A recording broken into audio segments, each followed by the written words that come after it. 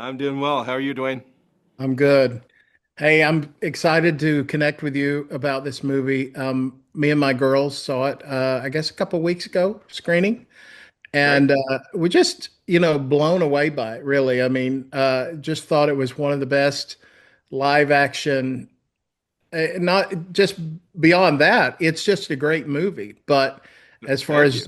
as far as an upgrade, or whatever from the animation, it's just great all around. And I think I saw a social media post last night, came across my feed and says, Dean can give tutorials on how to make the best live action. They're Uh, like they said you're the master at that. So how does that feel? That kind of accolades as the movie's coming out now.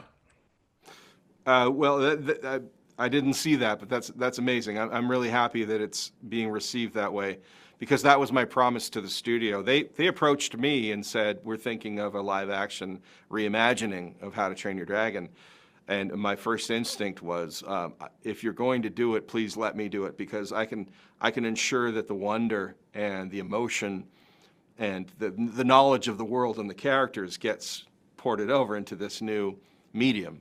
And we can dial everything up and, go for more mythology and more character depth and even more maturity in the scope and the feel of it all. But I want to make sure that the heart and soul is there. Because I love the animated movies. I'm really proud of them, and I'm proud of the team that made them. And I want to make sure that we respect that and we respect the fan base. Well, Dean, you mentioned something about maturing it up a little bit, and certainly we see that in there, but it's still very much a family movie. Like there was nothing in there that gave me pause with my daughters. I've got young daughters, so was that important to you to still preserve that type of accessibility for all the audiences there? Yes, it was. It was. And I think the animated movies, we were encouraged to always sort of keep it for children. But I thought the opportunity here was to make truly a family, an all audience movie. You don't have to be a kid to see the film. You'll see, as an adult, you're going to appreciate certain themes at play, and certain elements, but also it's not going to exclude any of the kid audience as well.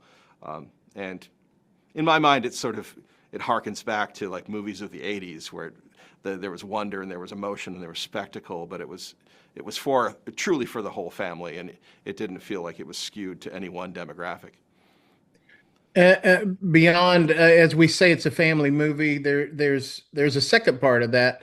Not only is it a movie that families can see together, but it really kind of stresses it. It has the importance of family in there and being part of a community. And the original has that, and this one has that. Uh, why do you think? Why did you want? Why did you want that to be part of it? There's frequently in some of these type of movies, there's a rebelling against, or there's a kind of a fighting against the parents, but they're very respectful of each other. It feels like in this film. Yeah, yeah. There was a lesson that we learned when we were working on Mulan. Finally, when that character came to fruition, it's because we realized that Mulan is a character she's so eager to live up to expectations. She wants to make her family proud. She's just ill-equipped to do it because she thinks differently.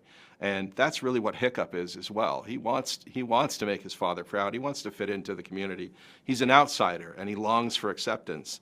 But he's built with this compassion and this inability to do what's expected of him as a young Viking. He can't kill a dragon, and so he befriends one. And although that's seen as a betrayal and a disappointment at first, he really does usher in a whole new era of peace simply by following his heart and leading with a bit of empathy and a bit of compassion. And I think that's a story that is as relevant today as ever, and it's universal. I think even though it's dressed up in Vikings and dragons, there's something that's quite poignant, and it speaks to families across the world. How, I agree. How does it feel for you to have really given so much that a whole generation's grown up on? I mean, like they hold your films in this regard, this childhood wonder and this magical feeling. How does that feel to be kind of the steward of those films and release those into the world, into the culture? It's amazing because I've come to realize recently that I'm part of a cycle. I grew up on on Star Wars and E.T., and I got to eventually meet George Lucas and Steven Spielberg and express to them how important their movies were to me and how they drove me toward a career in storytelling.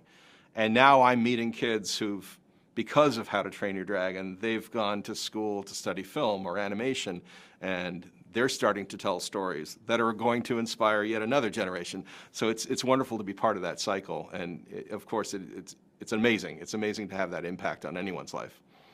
What a gift. Well, it's just Agreed. a pleasure and privilege to talk to you today. Thank you for this film. I can't wait for everybody to see it and experience that like we did. We just loved it. Thank you very much. I really appreciate that. Have a great day. You too.